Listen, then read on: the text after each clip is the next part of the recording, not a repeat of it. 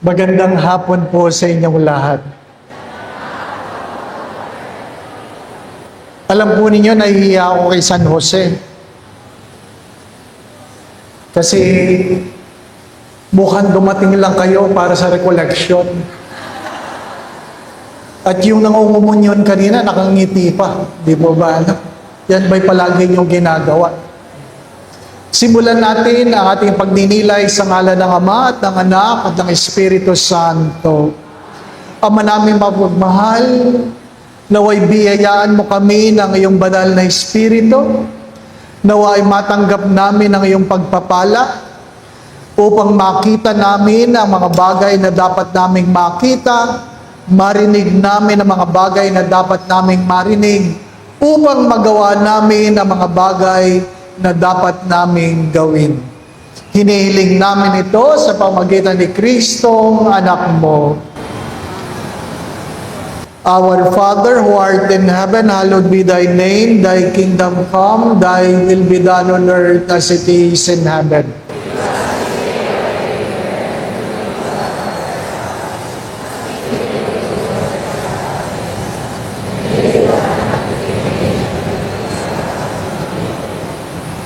San Jose, tapat na esposa ni Maria, ipanalangin mo kami. Sa ngalan ng Ama, Anak at Espiritu Santo. Kanina po sa misa, yung wala kanina sa misa, magandang simula ng ating pagninilay, ay hari nawa, ang ginagawa natin ay dahil sa pag-ibig. Ano po? Dahil sa pag-ibig. Hindi dahil natatakot lang tayo, kundi dahil tayo ay nagmamahal. Ipagpatawad ninyo, ano po? Dahil paulit-ulit ko po itong sinasabi sa nakalipas na mga panahon, na kung saan maraming anak na nagrereklamo tungkol sa hirap mag-alaga ng matandang magulang. Maraming anak na nagrereklamo na kung saan nakakatanggap ako ng message, sasabihin, bakit ako, Father, ang kailangang mag-alaga? 5 kami magkakapatid. Bakit yung iba ay hindi? At sinasabi ko nga po sa inyo, walang magulang na nagrereklamo na meron siyang 5 anak. Walang magulang na nagrereklamo na nagpapalaki siya ng 5 anak. Pero ang malungkot na kwento, yung 5 anak nagrereklamo sa pag-aalaga ng isang magulang. Parang napakahirap mag-alaga ng matanda. At alam po ninyo, ang dahilan lamang nun, isa lang, walang pagmamahal. Isa lang. Hindi dahil walang pera, hindi dahil konti ang pera, hindi dahil maliit ang bahay, hindi dahil walang trabaho. Isa lang ang dahilan. Kawalan ng pagmamahal. Pag walang pagmamahal, ang lahat ng gawain bumibigat. Pag walang pagmamahal, lahat ng gawain bumibigat. Nabitbit ng Diyos ang krus, hindi dahil siya ay malakas, kundi dala ng kanyang pagmamahal sa Ama. Dala ng kanyang pagmamahal sa Ama. Ang paanyaya sa atin ay suriin ang ating mga pamumuhay. Alin ang aking mga ginagawa, dala ng pagmamahal. Sabi nga nila, ang malungkot na buhay, sa buhay ay ano, minsan, ang relasyon ay parang payong. Parang payong. Ano yun? Ang payong ay may pakinabang kapag umuulan lang. O kaya, mainit na mainit. Pero pag hindi na umuulan, ang payong abala. Di po ba, anak? Ang payong ay pampabigat. Kadalasan, dahil mayroong pakinabang, nagmamahal tayo. At kapag wala ng pakinabang, pabigat na. Nagiging abala na ang mga taong walang maibibigay. Nagiging pabigat na ang mga taong walang maiaabot. Nagiging mabigat na ang mga taong walang maitutulong.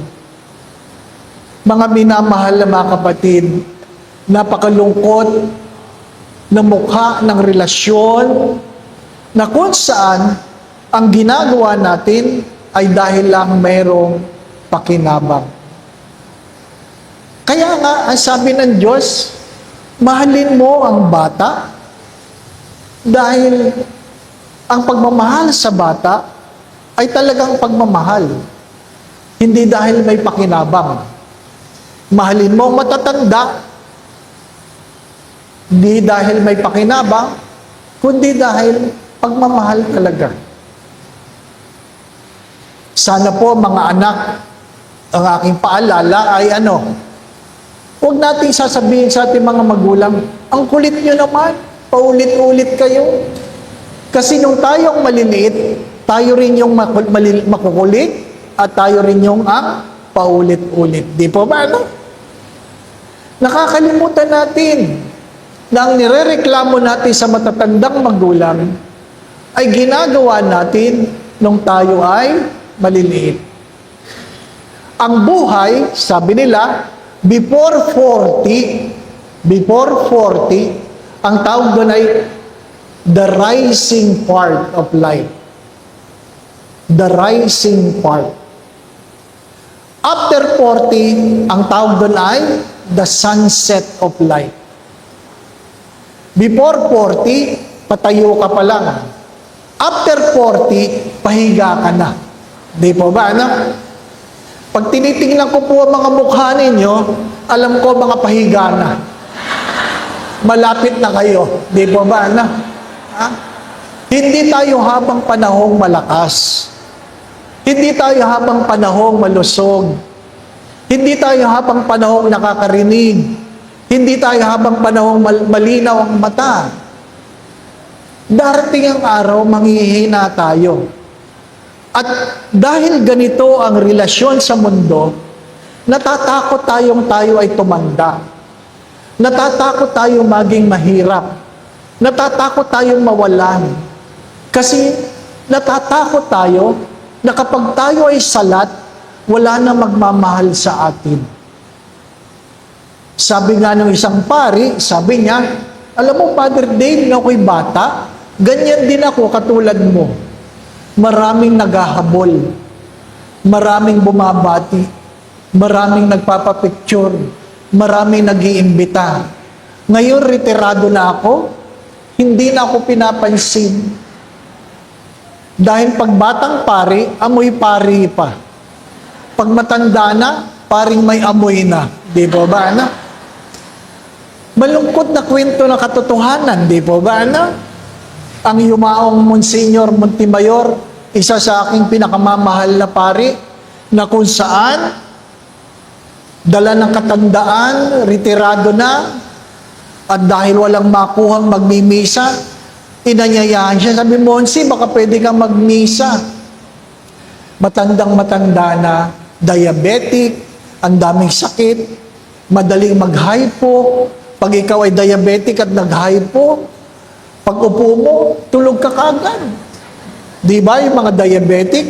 Ang daling makatulog. Kaya nagmimisa siya.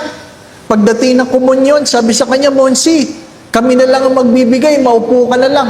Nakatulog ang matanda. Nakatulog. At sa hindi inaasahang pagkakataon, nung siya ginigising, hindi magising. Buhay pa naman. Nahinga pa eh. Pero, sa tingin, nag-hypo. Kaya hindi magising kagad. Sa sobrang tagal, yung mga nagsisimba, nag-uwian. Nag-uwian kasi hindi mo alam kung kailan magigising ang pari. At nang siya'y magising, wala na mga tao.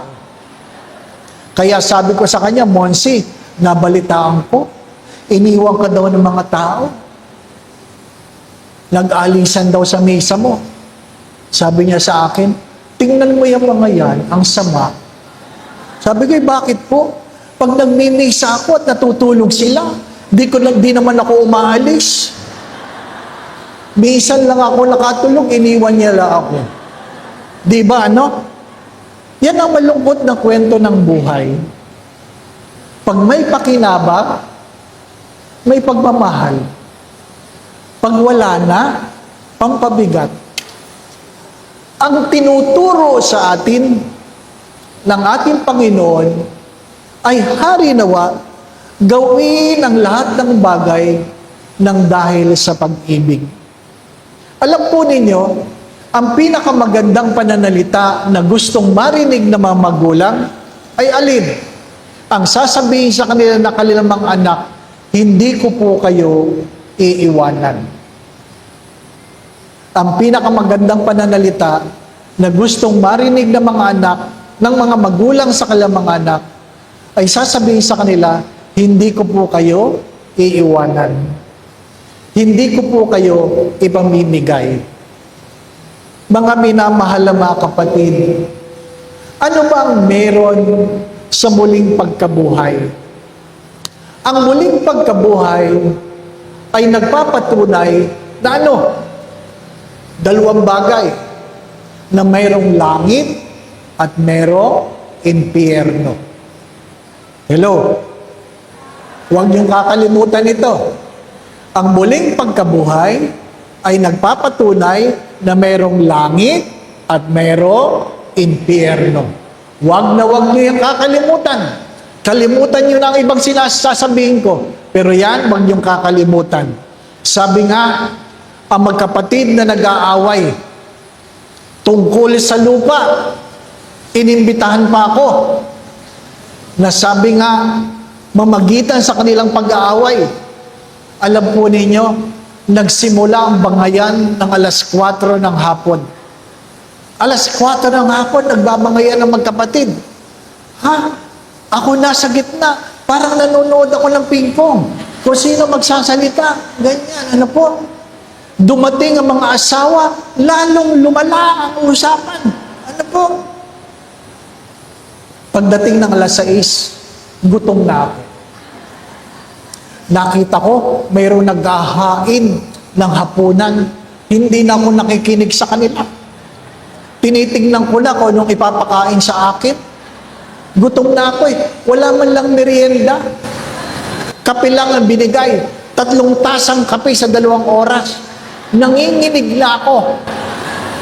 Wala man lang biskwit. At nakita ko, may sugbol. Ay, may sabaw. Nag-i-imagine ako nakakainin. Pero sa sobrang gutom ko, pagdating ng 6:30, sabi ko, pwede po ba ako magsalita? Alam mo, sabi nila, ay, si Father, magsasalita din sa wakas. Sabi ko, akala ko hindi niya ako pagsasalitain eh. Ang isasabihin ko lang naman po, yung po bang lupang pinag-aawayan nyo, madadala nyo sa impyerno? Nagkaroon ng katahimikan. At sabi ng isa, bakit sa impyerno, Father?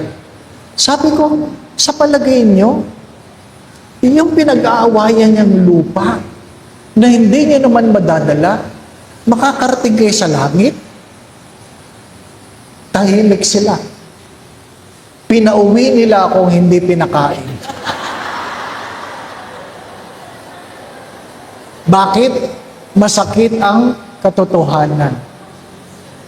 Huwag niyong kakalimutan ito. Dalawa lang ang pupuntahan natin pagkatapos dito. Smoking or non-smoking. Huwag niyong kakalimutan. Magsimba kayo, hindi kayo magsimba. Ang muling pagkabuhay ay nag-aanyaya na suriin ang ating pang-araw-araw na ginagawa. Saan ako dadalhin nito?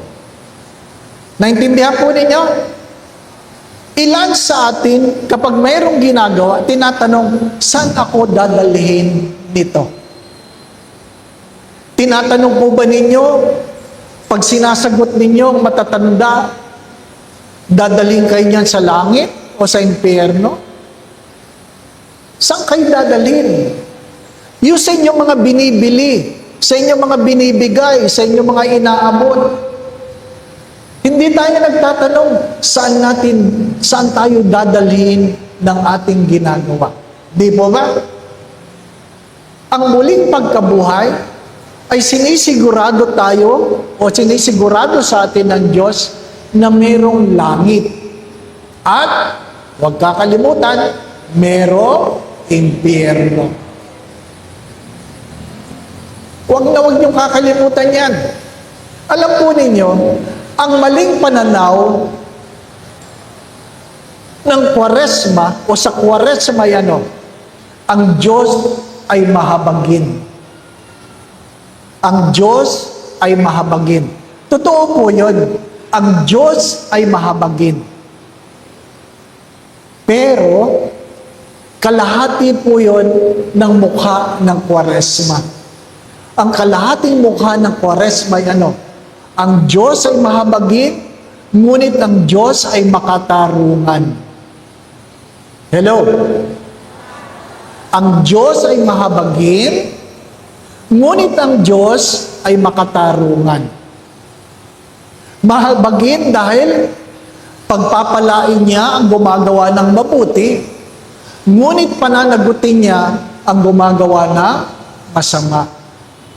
Totoo po yun, na yung magnanakaw, sinabi lang, alalahanin mo ako pagdating mo sa iyong paraiso at siya'y pinapasok ng Diyos. Totoo po yun. Hindi naman nagsimba siguro yun. Hindi naman siguro member ng choir. Hindi naman lay minister yun. Hindi naman nag-correction. Di ba? Magnanakaw nga eh. Pero, dahil lang sa sinabi, alalahanin mo ko pagdating sa iyong paraiso, nakapasok agad sa pinto ng langit. Pwede natin gawin yun. Di po ba? Yun ang iniisip ng marami sa inyo. Dahil ang Diyos ay mahabagin. Huwag niyong kakalimutan ito. Hello? Huwag niyong kakalimutan. Nakapako yun. Habang hinihiling niya, Panginoon, alalahanin mo ako sa iyong paraiso. Nakapako yun. Kung gusto niyong ganun din kayo, magpapako din kayo. Akala nyo, madali lang. Hindi. Madali ba magbitbit ng krus? Hindi. Madali bang hinahagupit? Hindi. Madali ba ang ikaw ikatwa ng iyong kapwa? Hindi. Naintindihan niyo ba ang pakiramdam ng mga taong sumisigaw, ipako siya sa krus. Ipako siya sa krus.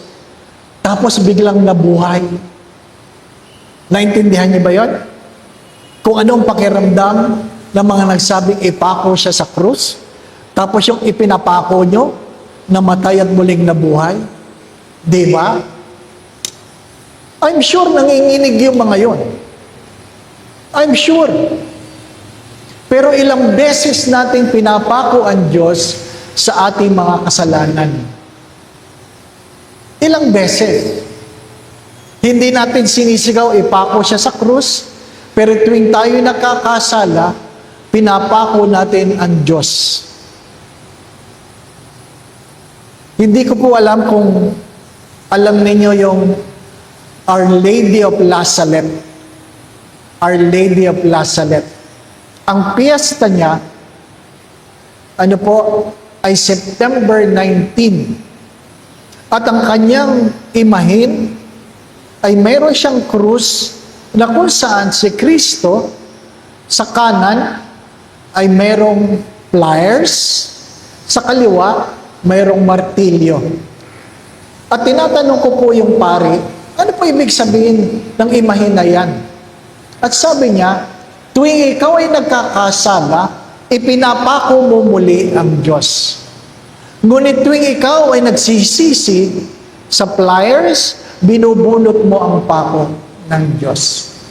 Sa madalit sabi, nasa atin, ayon sa mahal na biren, kung patuloy nating pinapako ang Diyos, o patuloy nating binubunot ang mga pako sa kanyang palad sa pang-araw-araw na ginagawa. Suriin natin ang ating ginagawa, mga minamahal na mga kapatid. Madali lang ang magsimba. Madali lang ang mag-abot. Madali lang ang mag-ayuno. Ang pinakamahirap, magbago buhay. Di po ba, anak? Mananabi ako ha, mananabi ako. Hindi ko naman po alam dito. Ano po? Pero patawarin ako ng Diyos. Alam po ninyo, mananabi ako ha, tabi ha. Baka mabigla kayo. Alam po ninyo, ang pinakamaraming tsismoso nasa loob ng simbahan. Oo. Oo. Ang pinakamaraming tsismoso-tsismosa nasa loob ng simbahan. Ikalawa, yung nasa loob ng simbahan, yung mga naglilingkod. Tabi ha, tabi. Lalong-lalo na pag ang koleksyon, puro bariya. Nako, ang gagawin nun, pag-uusapan si Father. Nako, alam mo yung pari natin, gabi-gabi lumalabas niya. Kasama niya si gano'n. Walang paglagay ng pari. Ano po? Pagkasama ang bata, pedophile yan, pedophile. Ha? Pagkasama babae, babaero yan, babaero. Pagkasama lalaki, bakla yan, bakla. Walang paglagyan. Kaya nga, ang unang pakisuyo ng yumaong Pope Francis ay ano, itigil ang chismis. Di ba, anak? Itigil ang chismis. Pero, yung mga taong simbahan, sorry for the words ha, sorry for the words. Alam ko naman, pagdating ng araw, pag chichismisan niyo ako, ano po?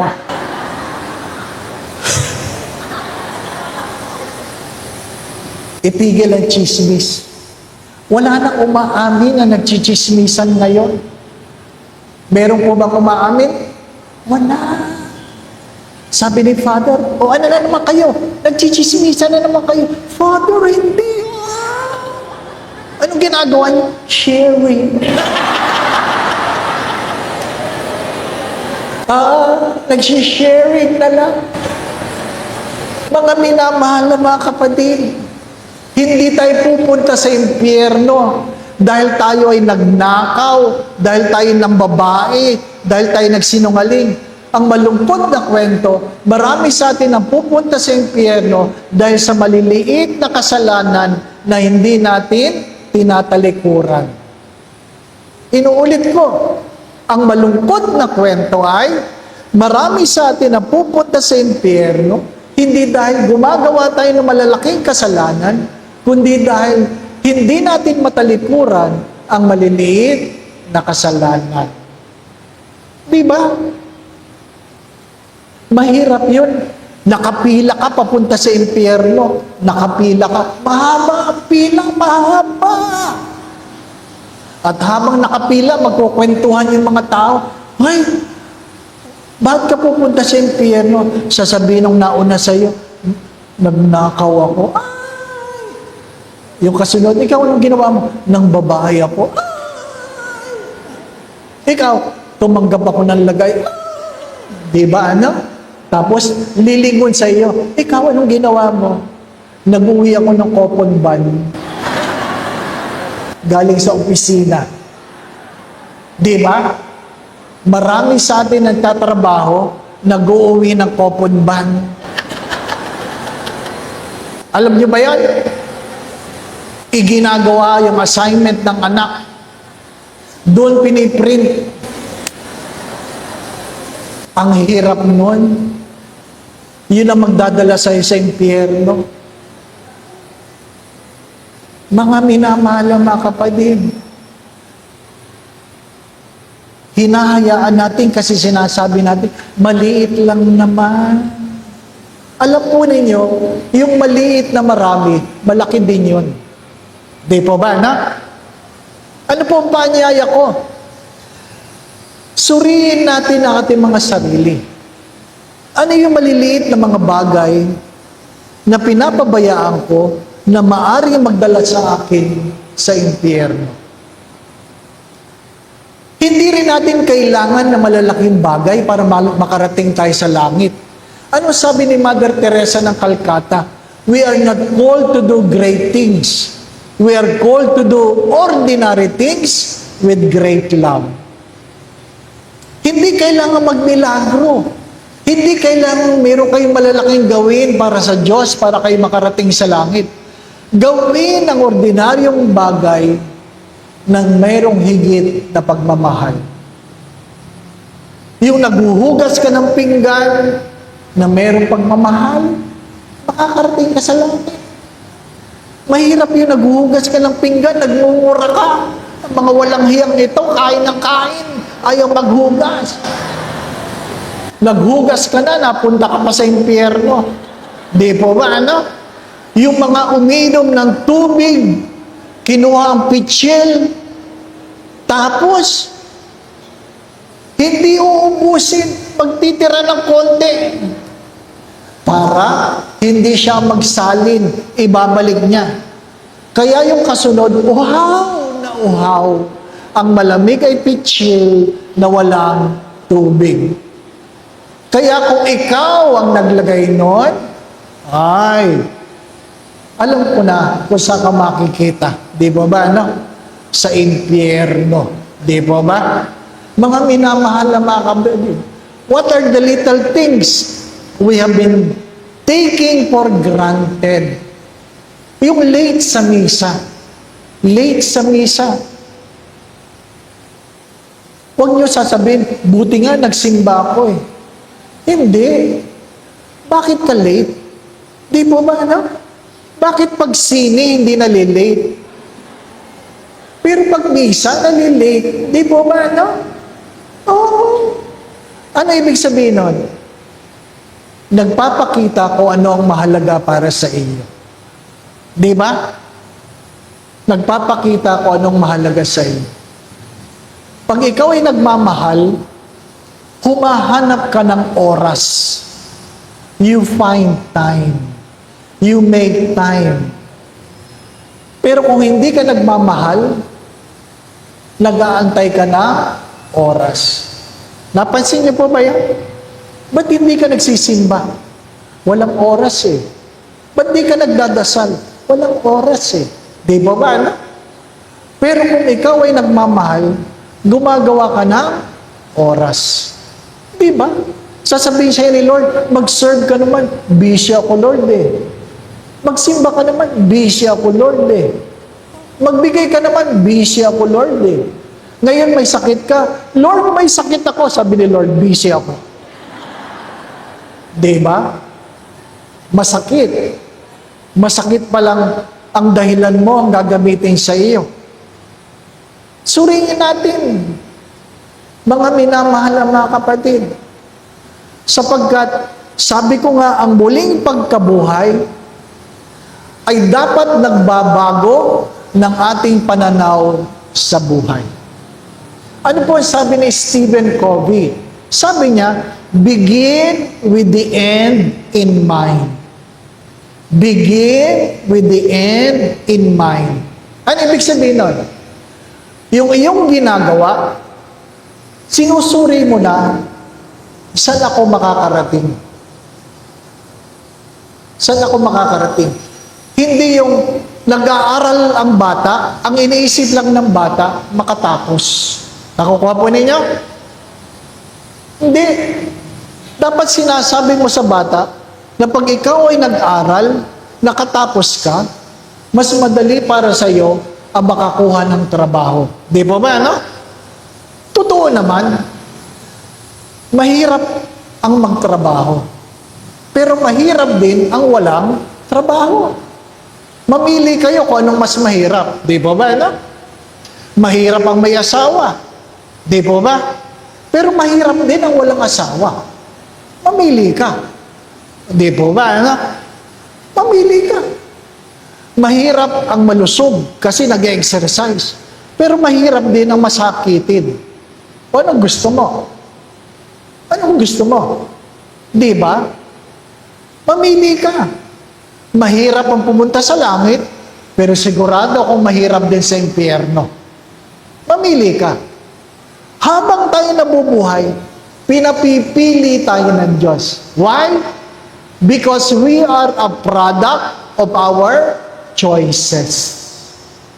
Heaven is not just a dream. Hindi lang yan isang pangarap. Ang langit ay pinagtatrabahuhan.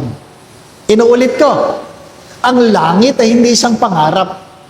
Pinagtatrabahuhan yan. Pinagsusumikapan yan. May kaakibat yan na sakripisyo. May kaakibat niya na hirap ng buhay. Huwag niyong aasahan na wala kang ginagawa, makakarating ka sa langit. Pagkamisan, sabi ko, puro tayo pangarap, pero walang ginagawa. Di ba? Puro pangarap na walang ginagawa. Hindi pwede. Kailangan nating magtrabaho. Ang Diyos nga, para lang mailigtas tayo, nagtrabaho eh.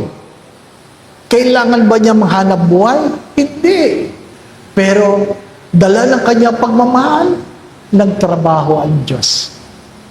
Kailangan ba magtrabaho sa San Jose? Hindi. Pero dala ng kanyang pagmamahal, nagtrabaho siya. Kailangan ba magtrabaho si Maria? Hindi. Pero dala ng kanyang pagmamahal, nagtrabaho siya. Kaya, huwag niyong aasahan na pag wala kang ginagawa, meron kang mararating. Masakit ito na sinasabi ni San Pablo, yung ayaw magtrabaho, huwag kumain. Hello? Pakinggan niyo mabuti. Yung ayaw magtrabaho, huwag kumain. Di ba? Ay, ang hirap. Di ba, anak? Kung napansin po ninyo sa ama namin, ano po sinasabi doon? Sundin ang loob mo dito sa lupa para nasa langit. Ano kasunod yun? Bigyan mo kami ng aming kakanin. Sa madalit sabi, bago ka kumain, gawin mo muna ang kalooban ng Diyos. Oh? Di ba? Araw-araw yan. Thy will be done. Bago ka kumain, bago ka humingi ng give us this day our daily bread, uunahin mo muna ang gawin ng kalooban ng Diyos. Kaya, pag ikaw ay sumusubo habang kumakain, tinatanong mo, nagawa ko ba ang kalooban ng Diyos? Parang tulala kayo. Ha? Parang kayo nyo lang nadinig. Di ba araw-araw natin dinadasal yun? Di ba ba? Ano? Bago ka humingi ng kakanin mo sa araw-araw, dapat ginagawa mo muna ang kalooban ng Diyos. Mahalaga yun. Mahalaga yun. Mga minamahal na mga kapatid, araw-araw natin tinatanong yun, nagawa ko ba ang kalooban ng Diyos? Sa simpleng pananalita, tayong mga binyagan, mayroon tayong tatlong tungkulin. Ano yon? Purihin ang Diyos, ipahayag ang mabuting balita, paglingkuran ang mahihirap. We have three obligations as a baptized. To worship God, to preach the gospel, and to serve the poor. Tinatanong dapat natin yan. Pinupuri ko ba ang Diyos? Napuri ko ba ang Diyos ngayon? Kaya mahalaga sa araw-araw, nagdadasal tayo. The least and the highest form of prayer is to participate in the Eucharist. To participate in the Eucharist. Number one obligation is to worship God. Purihin ang Panginoon. Sabi nga ni St. Ignatius of Loyola, nilikha ka para pasalamatan, paglingkuran, at purihin ang Panginoon. By doing so, you may save your soul. Unahin mo ang papuri sa Panginoon. Purihin ang Panginoon. Let us bless the Lord. Let us thank the Lord. Stop complaining. Life is miserable because we feel so entitled. Kaya miserable ang buhay kasi marami sa atin, feeling natin, karapatan natin ang magkaroon ng madaling buhay. We are so entitled. Diba? Minsan sa seminaryo, meron kaming bisitang pare. At nakita ko siya, pinapagalitan niya yung gwardiya. Malayo kasi yung building namin sa gate. At yung paring bisita, pinapagalitan niya yung gwardiya dahil walang makuhang taxi. Walang makuhang taxi. Kinausap ko si Father. Sabi ko, Father, hindi po tungkulin ng gwardiya na ikuha kayo ng taxi. Hindi po tungkulin ng gwardiya na ikuha kayo ng taxi. Kung wala po siyang makuhang taxi, dala ng traffic, wala talagang dumaan na taxi, wala po kayong karapatan na pagalitan siya. It is just a privilege that the guard will call a taxi for you. Minsan ganun tayo. Bisita lang tayo, napaka-demanding natin. Bisita lang tayo sa mundong ito. Pero kung makahingi tayo, ganun na lang. Di ba ba, no? Minsan nga, yung iba, feeling nila, kanila yung upuan yan. Kasi sa umaga, diyan talaga sila nakaupo. The entitled. Pag dumating sila na nakaupo ka, sasabihin, akin yan, akin yan. Ah, nabili niyo pala yan. Di ba? May mga nagsisimbang ganun, nakabili ng upuan. Hindi naman naghuhulog. Di ba? Mga minamahal na mga kapatid, nakikiraan lang tayo. Tandaan po niyo yan, nakikiraan lang tayo. Kung ano man ang iyong gamit, nakikigamit ka lang. Di ba? Yung bahay na tinitiran mo, nakikigamit ka lang. Bakit? Pag namatay ka ba, dadalhin mo ba yan? Hindi. Kahit gaano karami ang kotse mo, dadalhin ka sa sementeryo ng hindi mo kotse. Di po ba, no? Meron ba sa inyong inilibing sarili niyang kotse ang nagdala? Wala. Wala. Wala. Ang gagamitin mo ay galing sa purinarya. Dalawa lang ang kulay. Kung hindi puti, itim. Di po ba? Mercedes man yan, Cadillac man yan, F-150 man yan. Ang tawag dyan ay karo. Di po ba na? Walang polka dots. Wala. Dalawa lang ang kulay niyan. At walang nagpapatugtog ng El Bimbo. Di po ba na? Wala. Puro hindi kita mali. Puro ganon. Ano po? Puro tayo drama. Di po ba, no? Puro tayo drama. Nakikiraan lang tayo. Kahit gaano kalaki ang lupain mo, ibabaw ka sa lupa, na kasyang-kasya lang ang kabaong mo. Meron ba dito nagpahukay ng malaki? Wala. Minsan ako nagalit. Minsan ako nagalit. Bakit? Kasi hindi pa ako pari. Alam niyo naman, naglilibing tayo alas 3. Kainit, di ba ba? Kainit. Yung aking kabarkada na namatay habang nagre-review kami sa board exam, ay siyempre, wala namang ibang inaantay ng kamag-anak. Inilibing. Nagigitara ko. Nung binababa ng kabaong, Abay, may humabol na matanda. Sasama ako! Sasama ako! Noon lang ako nakakita ng mayroong sasama. Ginanaan ako mag-gitara kasi may sasama. Hindi tuloy may ibaba yung kabaong kasi may sasama. Hindi naman nagpa-reserve yun. Di ba ba? Kung nagpasabi sana, hindi nilaliman. Di ba ba? O tinaas. O, iyak. Di ba baba na po? Wow! Inilayo ang matanda, inilayo. Ay, hindi na ako, nung binababa, hindi na uli ako kumanta. Sabi ko, nakakasawa. Babaan nyo na yan. Binababa na. Alam nyo, humabol. Oy, hindi na naman may baba. Tinaas na naman. Sabi ng mga kasama sa choir, isama mo. Diba? Ang init na, alas 4, ang init na talaga. Ano po? Inilayo ng matanda.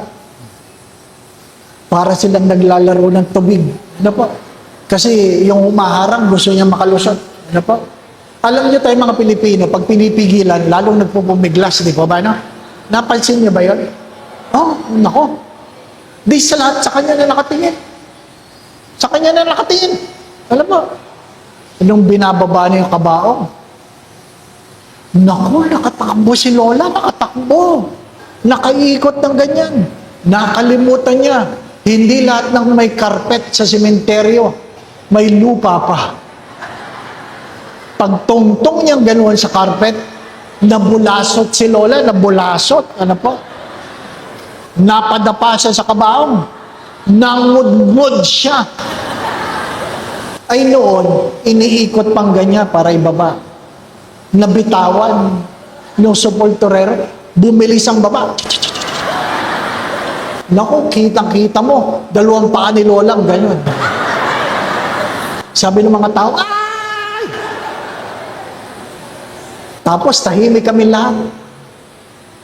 Itinayo si Lola at minura kami lahat. Sabi niya, mga sino tumulak sa akin? Walang nagsasalita. Ako, yapos ko yung gitara kasi Panginoon, sana wag akong matawa.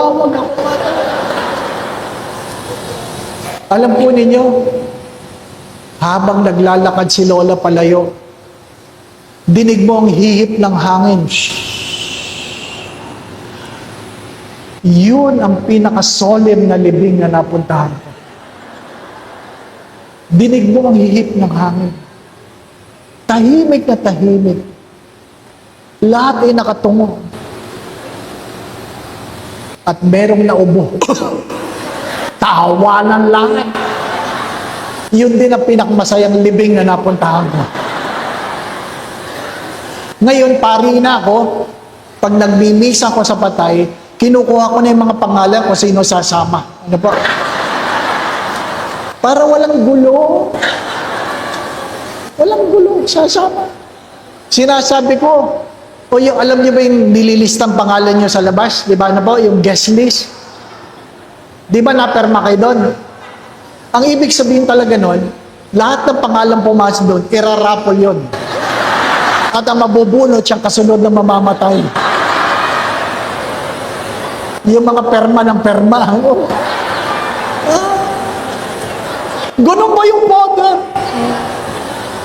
Palis na ako sa Porinarya, sabi nung isa, sandali lang, piperma ako. Aba, talagang gusto niya humabol sa rapol Hindi, pangalan ho ng asawa ko.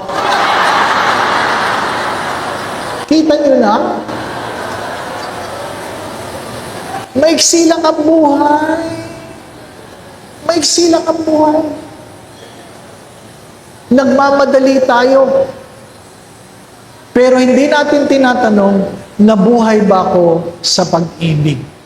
Di po ba na? Dumating tayo walang dala, aalis tayo walang dadalhin, hari nawa, makapag-iwan tayo ng magandang alaala. Inuulit ko, dumating tayo walang dala, aalis tayo walang dadalhin, hari nawa, makapag-iwan tayo ng magandang alaala. Hindi utang, Mahirap yung namatay ka, iniwan mo utang. Yung sisilipin ka ng mga tao sa kabaho, namatay, di man lang nagbayad. Di mo? Si Bishop Stock, kabilin-bilinan sa amin, mga pare, mag-ipon kayo. Ha? Paghandaan niyo ang inyong mga lamay. Bakit? That is your last greatest performance. Bakit, Bishop? Isipin mo, nakahiga ka lang, pinapanood ka ng tao, di ba? Wala kang ginagawa, panonoorin ka, di ba, ano? Dapat maganda kayo. Hindi yung pagdaan sa kabaong masabi, ang pangit ng makeup. Di ba, ano? Patay ka na, nilalait ka pa, di ba, ano? Kaya yung iba, nagpapakremate na lang eh. Namatay ng 80, naka-photoshop ang picture, 60. Di ba? Hindi matanggap na namatay na matanda. Ang hirap nun, magmimisa akong ganyan, pagpasok ko, parang hindi naman yan ang namatay. Pero siya ang pangalan niya sa labas. Tinanong ko yung anak, nanay, baba namatay. Opo, ba't ganyan ang picture? Yan po ang kabilin-bilinan. Grabe! Alam po ninyo, yung paritoke ng paritoke dito. Ha? Hello? Pakinggan niyo akong mabuti. Yung paritoke ng paritoke, baka hindi kayo makapasok sa langit. Bakit?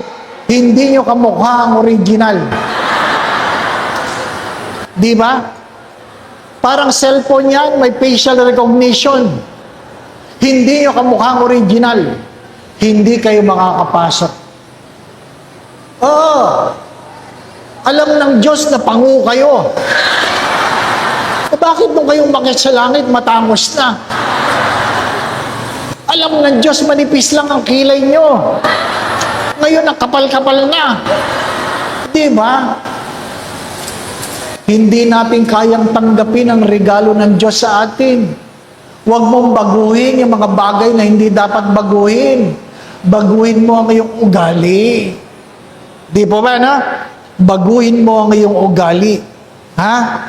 Dapat alam natin, ano po, kung ano yung katanggap-tanggap sa Diyos at hindi katanggap-tanggap sa Diyos.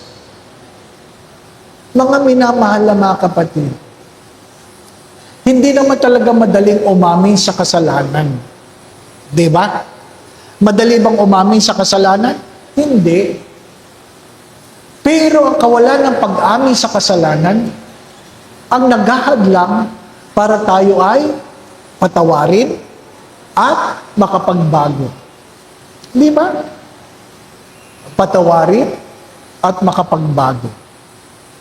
Kasi pag tayo ay nahuli, o ikaw kumuha, hindi ako. Di ba ikaw yun? Hindi ako. Di ba no? Tumatanggi ka, huli ka naman. Di ba? Inaamin ko sa inyo, mahirap magpakumpisal. Pero kung papipiliin ako, bata o matanda, bata na lang. Kahit 40 yan. First communion, 40. Ano po? Pare-parehong kasalanan yan. Tinuruan ng katikista eh. Di ba ba? Ano? Bibigyan ng, kukopyahin yan. Nakasulat ng kasalanan yan. Yung 5 mangungumpisal na una, tatandaan ko lang ang kasalanan nila. Yung susunod na 35, pag nakalimutan nila, ako na magsasabi, kulang. Ano pang kulang? Ito ba? Nakalimutan. Kasi, diniktahan eh. Di ba ba? Ano?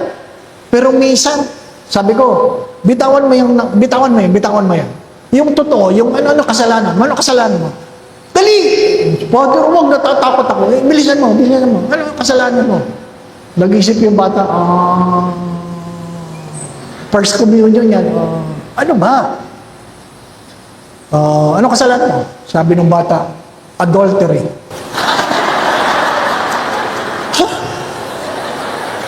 Adultery? 10 years old, adultery? Ano yung adultery? Yung pong inutusan ako ng nanay ko. Tapos, nagtago ako sa kwarto. Tapos, hindi ako lumabas. Tapos, Adultery yun. Anong adultery yun? Anong ginawa mo sa loob ng kwarto? Wala, nagtago lang. Anong adultery doon? Yung hindi ko sinunod ang utos ng adult. Adultery. Hindi sinunod ang utos ng adult. Ay, hindi adultery yun. Yun ay kawalan ng paggalang sa magulang. Oh, ganun ba, Father? Oo. Father, ano yung adultery? Huwag na, baka matutunan mo pa. Di ba, no? Pero yung matatanda, huli na, mga katuwiran pa. Sabi ng isang asawa, Father, yung kasunod ko, asawa ko. O ano ngayon, ang mga kasalanan niyan ito. Ba't kayo nagsasabi?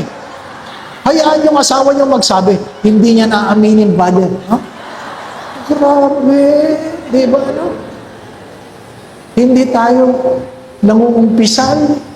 Kasalanan pa ng iba ang sinasabi natin. Di ba ba? Mga minamahal na mga kapatid, ang walang pag-amin ay walang kapatawaran. Kaya walang pagbabago. Ang paanyaya ng muling pagkabuhay ay pagtalikod sa kasalanan. Unang-una, alam mong mayroong langit at impyerno.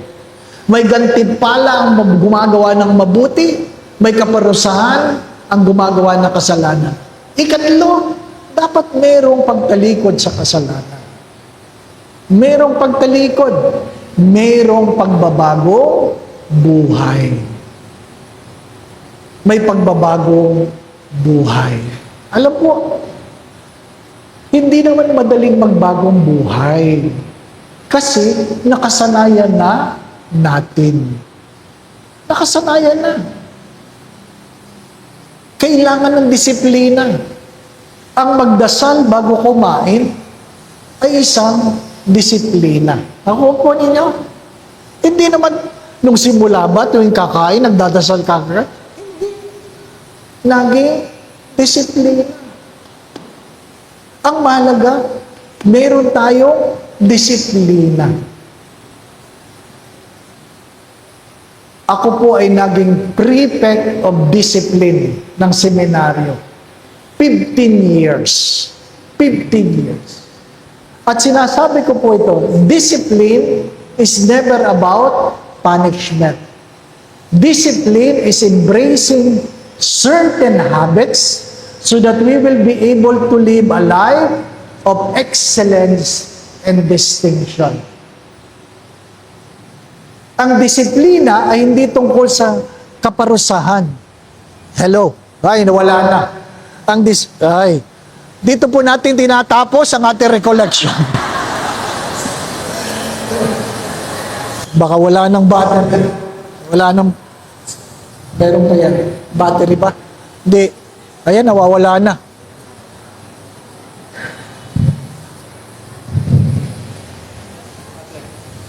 Ito, yan.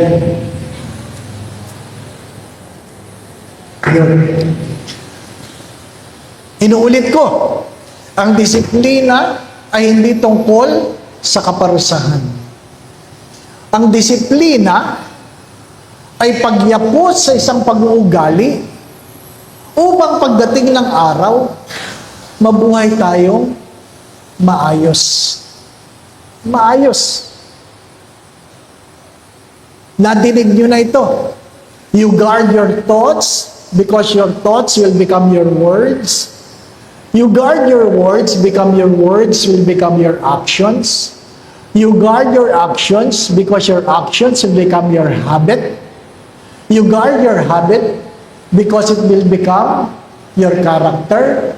You guard your character because your character will become your destiny.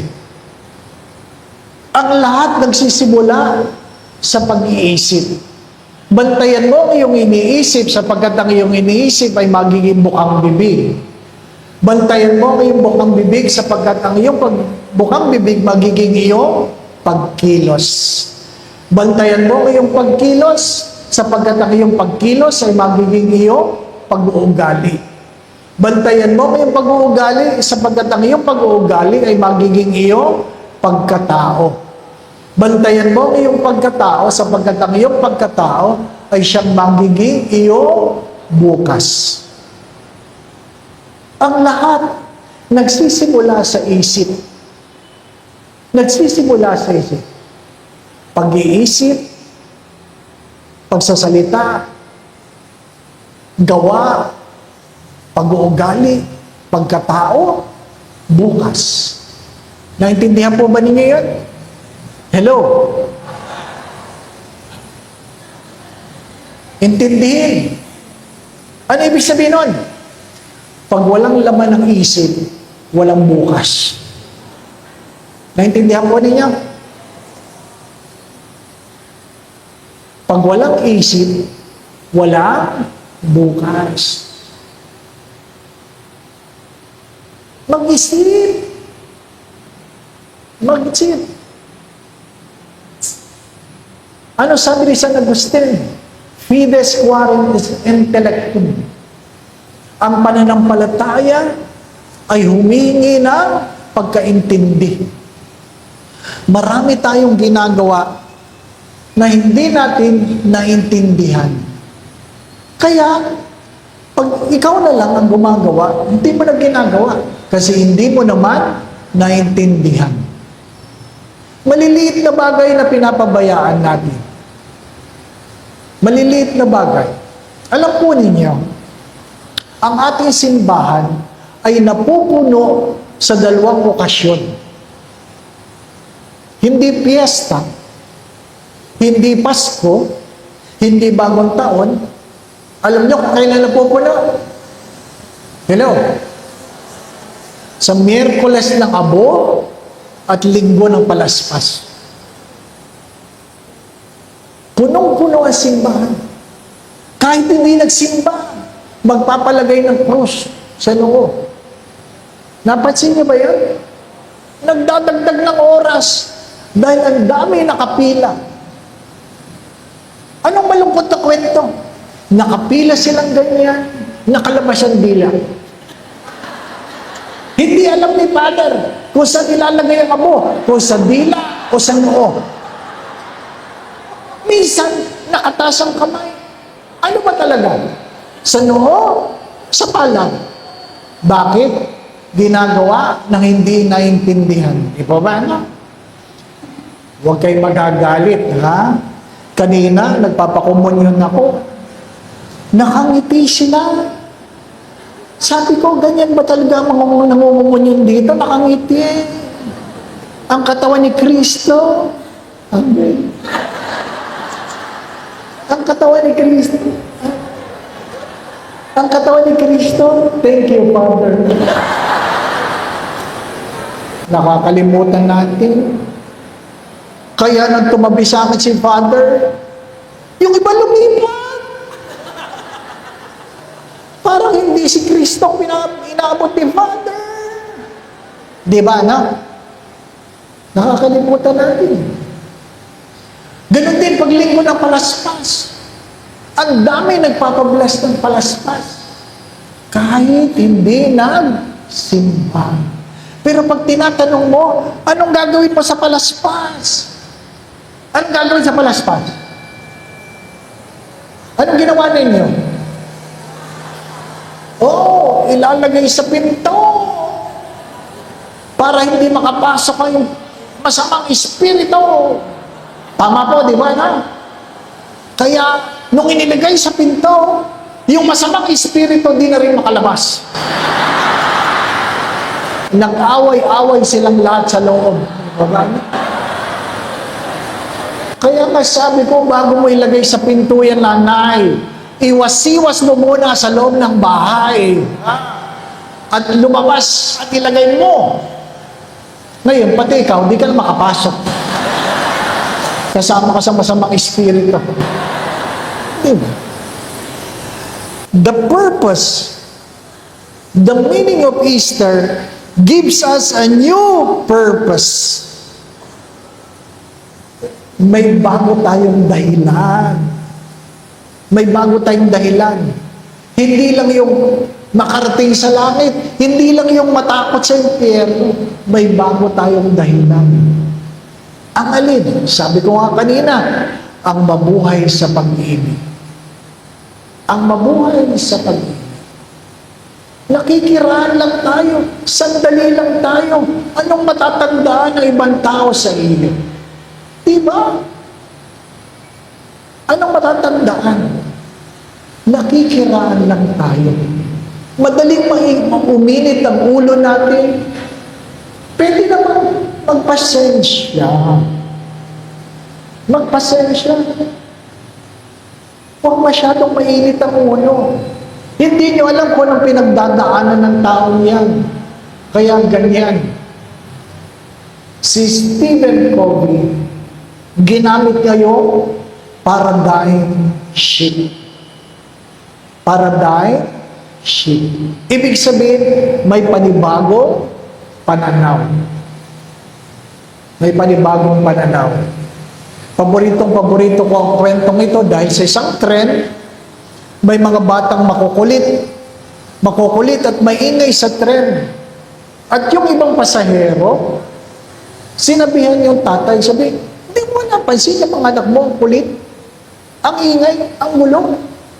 At sabi ng tatay, naku po, pasensya na po kayo. Hindi ko po napansin. Kasi papunta po kami sa hospital.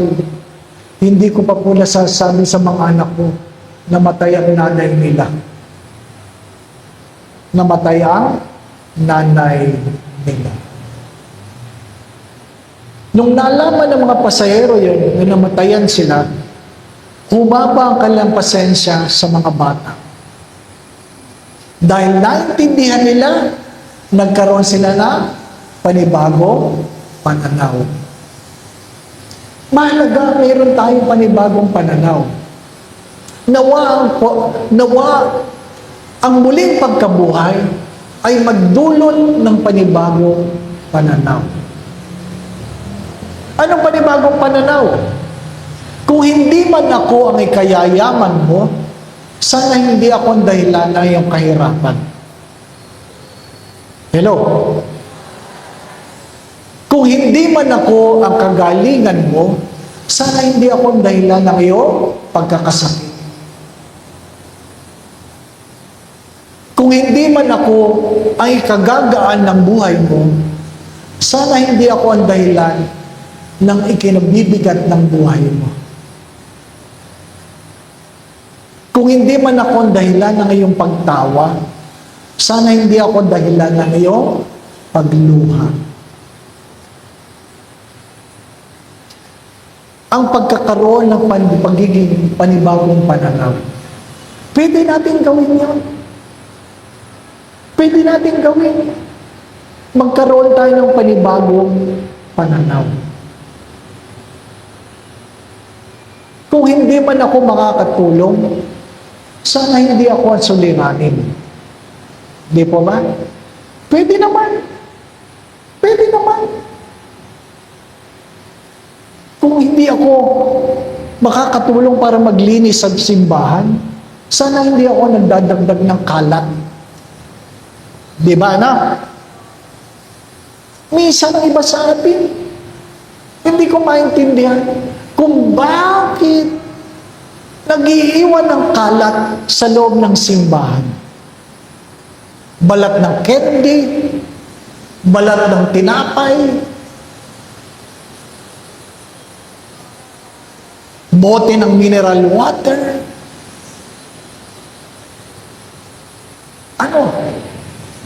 baso ng milkshake, di pa ba ano? Bakit ba?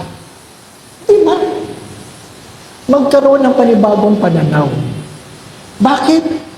Sapagkat pwede namang hindi ako o ikaw ang pabigat sa ibang tao. Pwede. Di ba ba, no?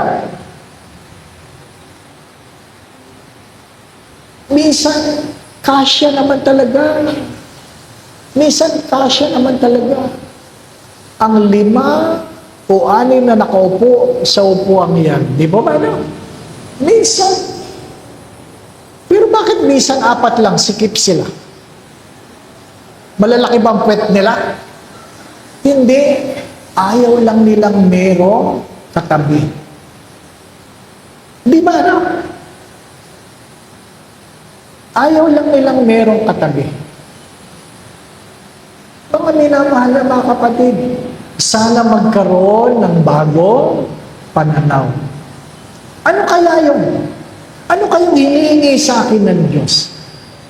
Alam po ninyo, kahit kailan, mababago lang ang buhay kung merong bagong pananaw. The only way to change our lives is to change our attitude. The only way to change our lives is to change our attitude.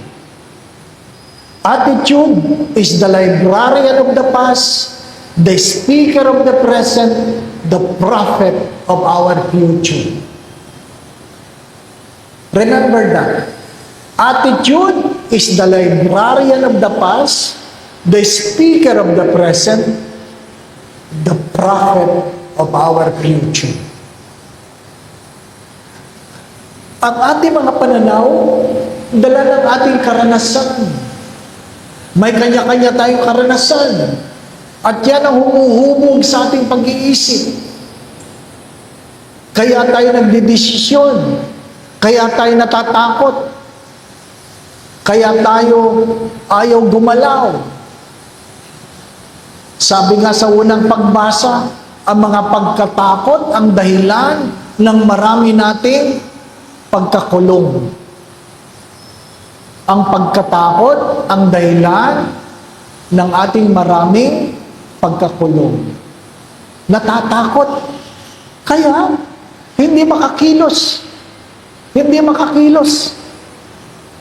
Nung kami mga seminarista, dinadala namin yung aming mga seminarista sa mental health. Ano ba? Mental health. Ayaw na nilang tawaging mental hospital. Ano ba? Mental health. Dinadala namin para alam nila kung sino sa kanilang may sayad. Di ba ba? Ano? Ay kaso habang naglalakad kaming ganyan, yung mga nakakulong na preso, may sumigaw, Brother Dave! Brother Dave! Sabi ng mga seminarista, grabe ka, sikat ka dito. Nakakainis. Nung tinitingnan ko, dati namin security guard. Sabi ko, ano nangyari, ba't nandiyan ka? Sabi niya, pinakulong po ako ng nanay ko. Bakit? Eh kasi, hindi na ako natutulog. Ba't di ka na natutulog? Nagsasabo ako. Ganun lang po. Nasira na. Ay di, tuloy-tuloy. Pinapasyalan namin yung mga ordinaryo, pero mayroong mga may sakit na nakakulong. Bakit? Violente. Violente, ano po? Hindi mo sila pwedeng bayaan na naglalakad kasi violente sila. Habang naglalakad kaming ganyan, sabi nung nakakulong, shh, shh.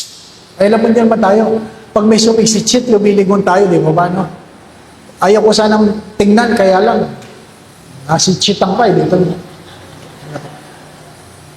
Napatingin. Sabi nung nakakulong, ba't kayo nakakulong? Sabi sa amin, ako at saka yung doktor.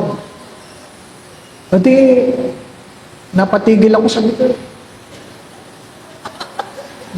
Bakit kami nakakulong? Diba? Sabi ng doktor, bakit mo lang sabi nakakulong kayo? Nakakulong kami. Sabi, kasi kayo nasa loob ng rehas eh. Isipin mo siya nakakulong. Ang pagitan namin ay rehas. Pero, sa tingin niya, kami nakakulong. Kasi kami nasa loob ng rehas. Alam niyo, hanggang ngayon, dala-dala ko yun. Hindi ko makalimutan yun.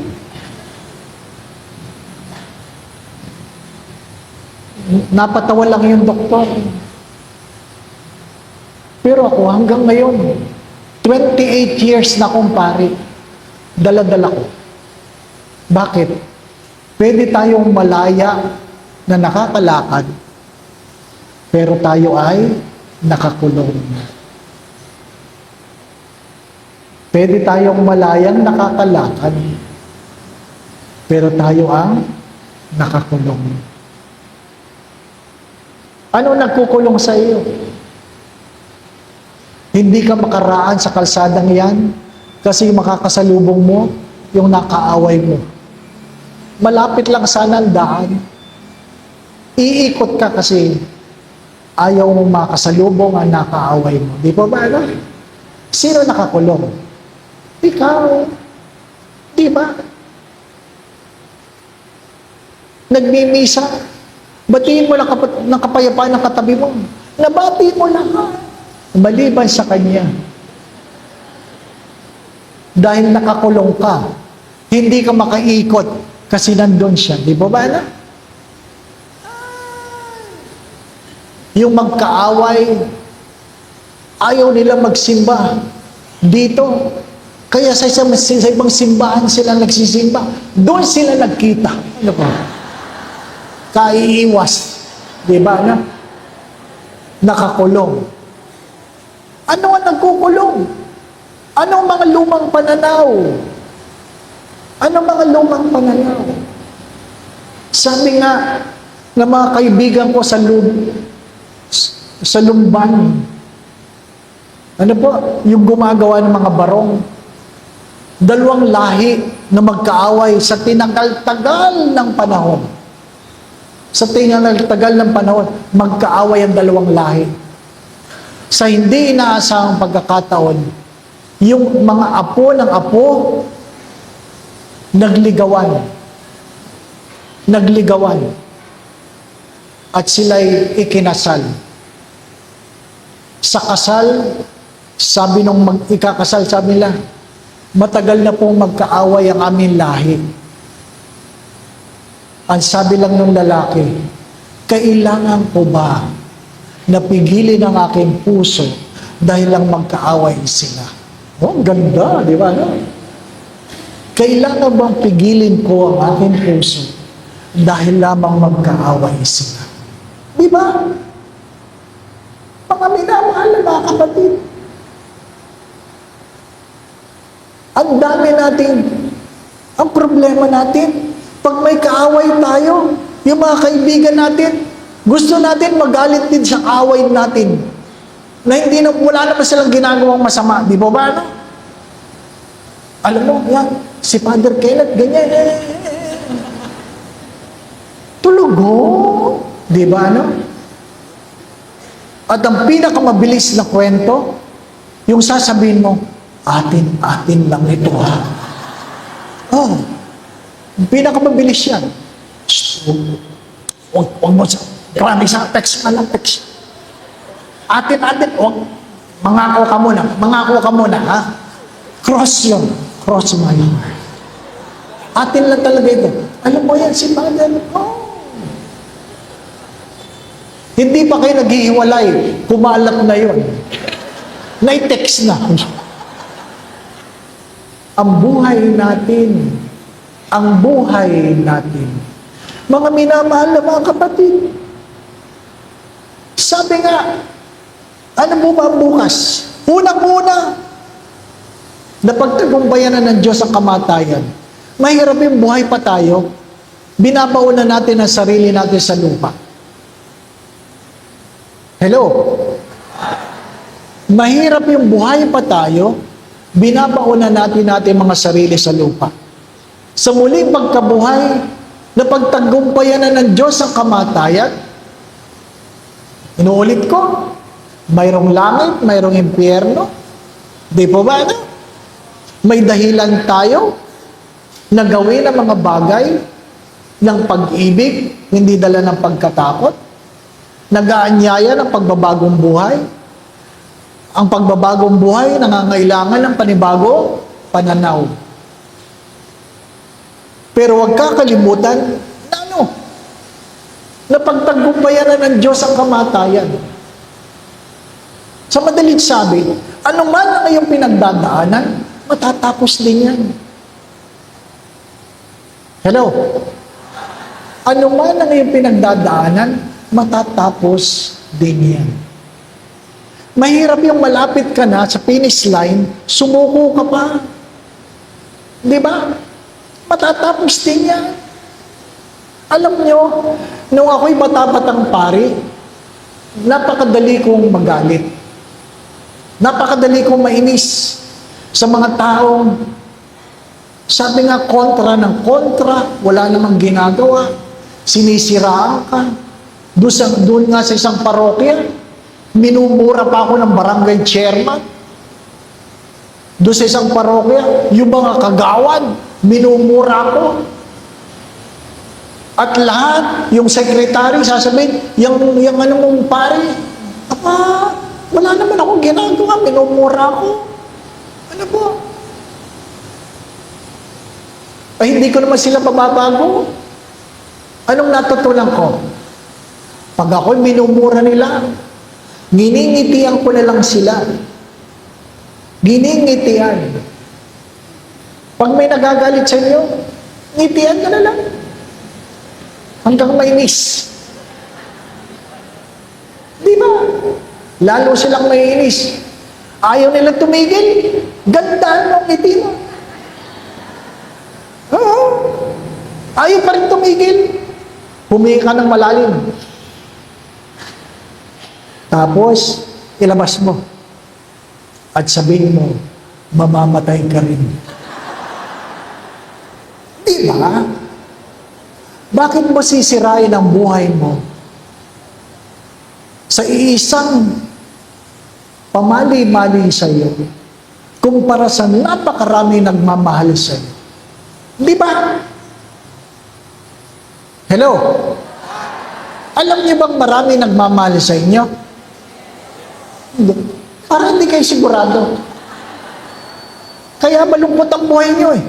Hindi niyo alam na marami nagmamahal sa inyo. Kahit isa lang. Kahit si Jesus lang, sapat na. Di ba? Nung ako'y na-depress, hindi ako kumakain. Ayaw ko magmisa, ayaw ko lumabas, ayaw ko magpakita sa tao. Isa lang ang pinapaalala ko sa sarili ko. Ano yun? Tuwing bubuksan ko ang pinto na aking kwarto, sinasabi ko ay, isa lang alam ko, Lord. Alam kong mahal mo ako, at alam mong mahal kita. Sapat na yun. Sapat na yun upang magpatuloy sa buhay. May mga bagay na hindi nyo naiintindihan. May mga bagay na hindi nyo maiintindihan. Pero sapat na alam ninyo na mahal kayo ng Diyos at mahal nyo ang Diyos. Hello? Mahal mo ang Diyos at mahal ako ng Diyos. Sapat na yun. Hindi ka makasakay. Nabasa ka sa ulan. Nadulas ka. Kulang ang pera mo, pambili ng gamot. Magsabi kayo. Sapat na ang katotohanan. Alam kong mahal ako ng Diyos. At alam kong mahal ko ang Diyos. Hindi magiging madali ang buhay. Pero kung hindi mo nakakalimutan na mayroong nagmamahal, hindi man mahiwawala ang hirap, pero alam mong ikagagaan mo yan. Iba ba na? Na-stroke ako. Iniisip ko kung gulay o patay. Patay na lang.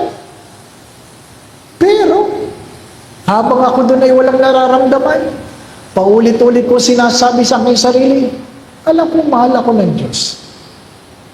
Lord, alam kong mahal mo ako. At alam mong mahal kita. Paulit-ulit ko sinasabi, stay with me, Lord. Stay with me, Lord. Lord, huwag mo lang akong iiwanan. Ano man ang mangyayari, huwag mo lang akong iiwanan. Sapat na yun. Stay with me, Lord. Yung mga deboto ni Padre Pio, sapat na yun. Paulit mo sinasabi, stay with me, Lord. Kaya, pag ikaw may problema, itanong mo nasaan ang Diyos. Ang sagot ng Diyos, dito lang ako. Dito lang ako. Bakit? Dahil mahal kita. At dahil mahal mo ako. Sapat na yun. May langit man o may impyerno, sapat na. Sabi ng isang santo, kung ang Diyos ay nasa impyerno, mas pipiliin ko ang impyerno kapiling ang Diyos kaysa nasa langit na wala ang Diyos. Dahil ang pag-ibig ng Diyos ang dahilan para magpatuloy sa buhay.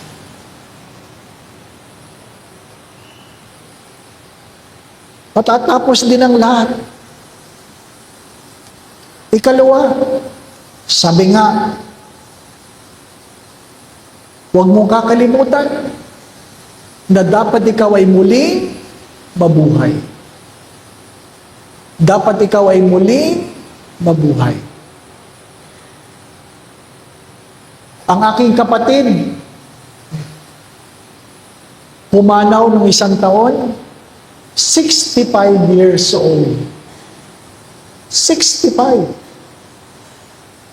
Nag-text siya sa aming group chat. Papunta ako sa hospital, masakit ang aking tiyan, alas 9. Alas 9. Masakit lang ang tiyan. Tinext ako ng doktor, nag-cardiac arrest ang kapatid mo. Sabi ko, sakit ng tiyan. Nag-cardiac arrest. Anong sakit ng tiyan? Alauna, pupunta ako sa hospital, hindi ko na inabot. Ganon kabilis. Alas 9, alauna, patay na. Nakabalot na sa plastic bag. Sinalubong ako sa emergency room. Pinag-usapan ng doktor na buksan ang plastic. Nakita ko, mukha ng kapatid ko. Agad-agad tanong ko sa aking sarili, sa kanya, sabi ko, ba't ka naman nagmamadali? Buti hindi sumagot. Diba ba? Pero, walang nakakaalam. Walang nakakaalam. Hanggang kailan tayo? Hindi ko alam. Yung mahaba ang buhay, dapat mayroon kayong higit na pasasalamat. Di po ba na? Higit na pasasalamat. Magreklamo ng reklamo. Di ko makalimutan ito. Mayroon nagre-reklamo sa Greenbelt. Late sa misa. Gusto ko sanang antayin munang maupo para magpatuloy ako sa homily. Kasi nag-aantay siya may magpaupo sa kanya. Ay late na siya. Talagang wala nang mauupuan. Pagkatapos ng misa, nagpunta sa sakristing ng nakatuwiran. Sorry, Father. Late ako kasi ang dami ng masakit. Masakit ang tuhod ko.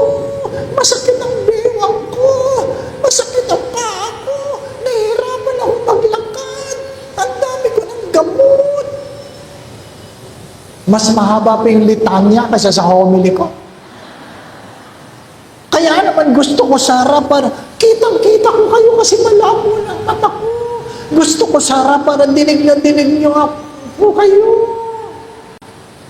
Sorry, Mother. Ano sabi ko? Ilang taon pa kay nanay? 85 na ako, Mother. Kaya marami na ako sakit. Alam mo, sabi ko, 85 na pala kayo. Ang dami niyong reklamo. Dapat nga patay na kayo eh.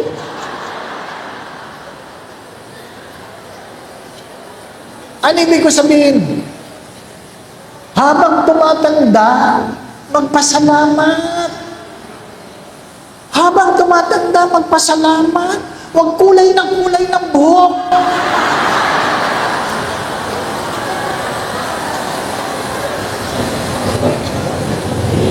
Magpasalamat. Hindi, may puti na naman, puti. Talagang puti na yan. Huwag niyo kakalimutan, baka hindi kayo makapasok sa langit. Dahil dapat puti na yan, kinulayan niyo. Kulay pula pa. Ay, tabi. Di ba, anak? Magpasalamat. The secret of a happy life is a grateful spirit. Ang sekreto ng mahabang buhay ay masayang buhay, ay mapagpasalamat na puso. Not all happy people are grateful people, but all grateful people are happy people. Ulitin niyo yan. Not all happy people are grateful people, but all grateful people are happy people.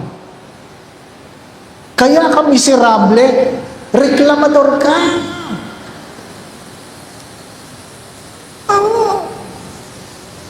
Kaya pag nagreklamo ka mamaya, kaya ako hindi ako masaya eh. Reklamador, hindi po ba ano?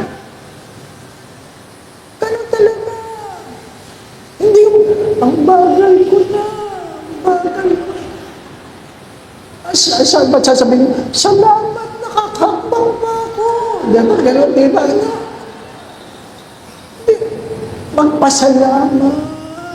Di ba? Yung mga kabataan, huwag niyong antayin tumanda kayo bago kayo maglingkod sa simbahan. Tinatanong ko si Father Kenneth, kumusta ang bokasyon sa iba?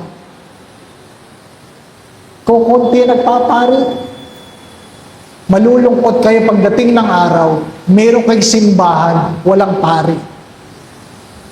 Hello? Pakinggan niyo ito. Malulungkot kayo pagdating ng araw, meron kayong simbahan, walang pari.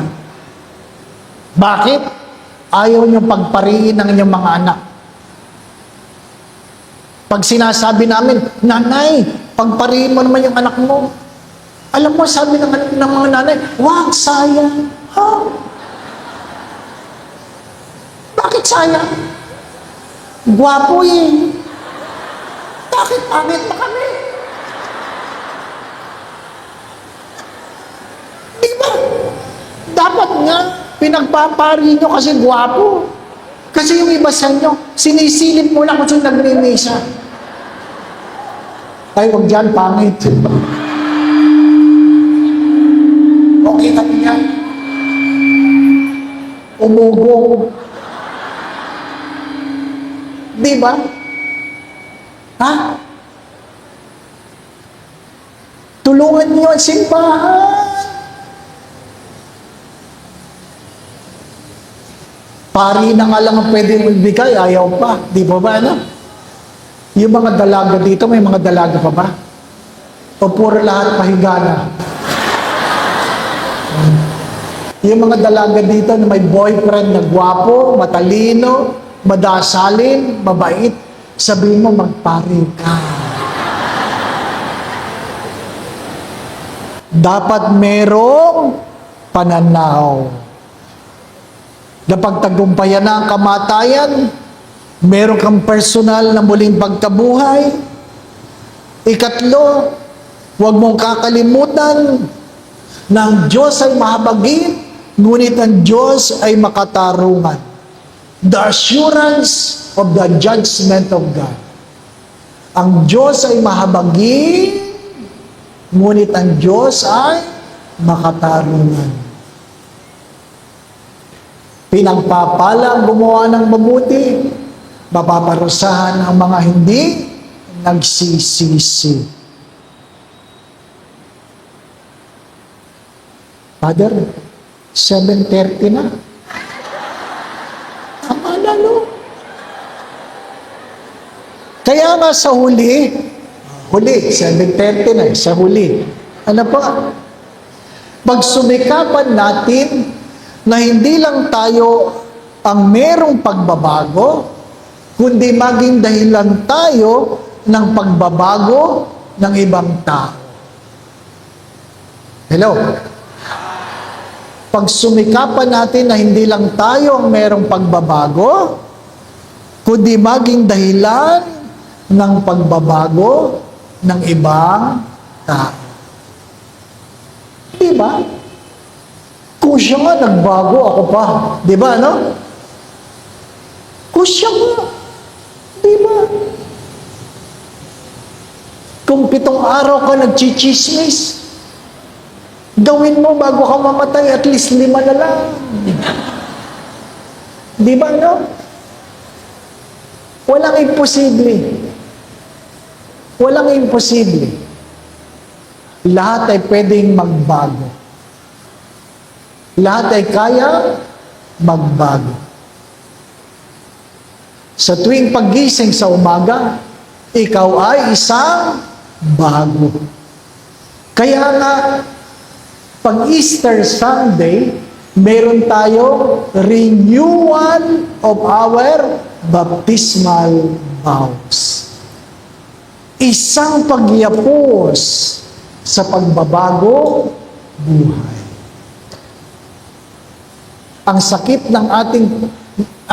ng karamihan natin ay yung tinatawag na BSDU. Yan ang sakit ng marami. BSDU.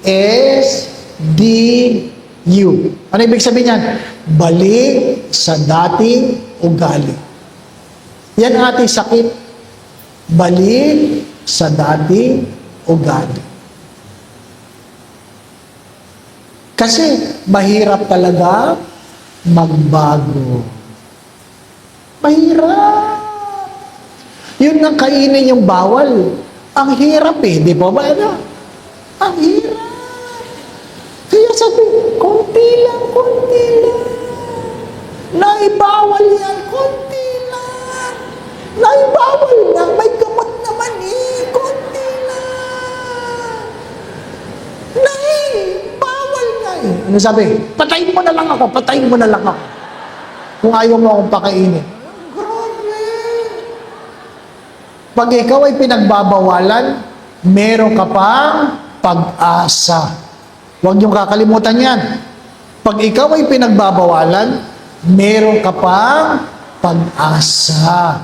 Pag sinabi ng doktor, kahit ano pwede mo lang kainin, malapit ka na. Hindi mabait sa iyo ang doktor. Sinasabi niya, mag-enjoy mo na lang kasi malapit ka na. Ano po, ano? Kaya, nung ako'y na-stroke, sabi ko, ano pong pwede kong kainin? Ano sabi ng doktor? Basta masarap, bawal. O di tapos. Basta masarap, bawal. O, Father, kain tayo saan? Doon. Anong meron doon? Masarap, bawal. Father, kainin mo ito, masarap yan. Bawal. Tapos, di mo na. Gustong mahabang buhay. Di ba? Huwag kang mandadaya. Huwag kang mandadaya. Sabi, sinong doktor mo? Ang galing. Sila, ito mga doktor ko. Pupuntahan ko nga. Pagkatapos isang buwan, kumusta? Pumunta ka? Oo. O ano nangyari? Ang hirap, ang daming bawal. O ano? Nagpalit ako ng doktor. Instead na magbago, nagpapalit na doktor. Ganon din ang iba sa buhay pananampalataya. Nakabitin na ng ganyan, nakabitin na. Lord, tulungan mo ako, Lord, tulungan mo ako. Sabi ni Lord, bumitaw ka. Sabi niya, mayroon bang ibang Lord yan? Mayroon ba? Di ba? Gusto makarating sa langit, ayaw bumitaw sa lumang ugali. Ang pwede mo nalang kainin, Father, yung lumalangoy. Lahat ng lumalakad, hindi pwede. Yung lumilipan, hindi pwede. Lumalangoy na lang. Isang buwan, hindi nagpakita si Father. Nasaan si Father? Nasa swimming pool. Anong ginagawa? Tinuturuan ng baboy lumangoy.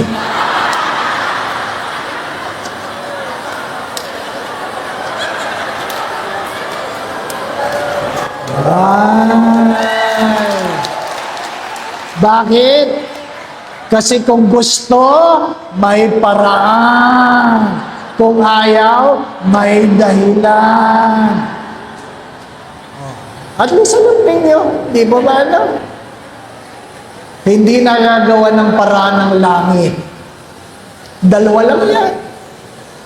Smoking or not smoking. Di ba ba ano? Gabi na. Hari nawa, mayroon kayo naintindihan. Pinarecord ko para pwedeng panoorin niyo uli. Ano po? Ha? Maliwanag po ba? Nangangako ka ba magbabagong buhay ka na? Sigurado? Magbabayad ka na ng utang mo? O kita nyo na, tinatawanan nyo lang ako. Hindi mo masabing nang babayad ka ng utang.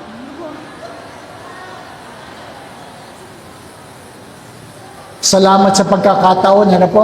Hari nawa, magkita-kita tayo sa langit. Ano po? Hindi ako nagmamadali. Pwede kayo mauna. Ano po? Sabi nga ng mga pari, ladies first. Sumayin niyo ang Panginoon. Magsitungo kayo, tingin ang pagpapala ng Diyos. Manatiling nakaupo.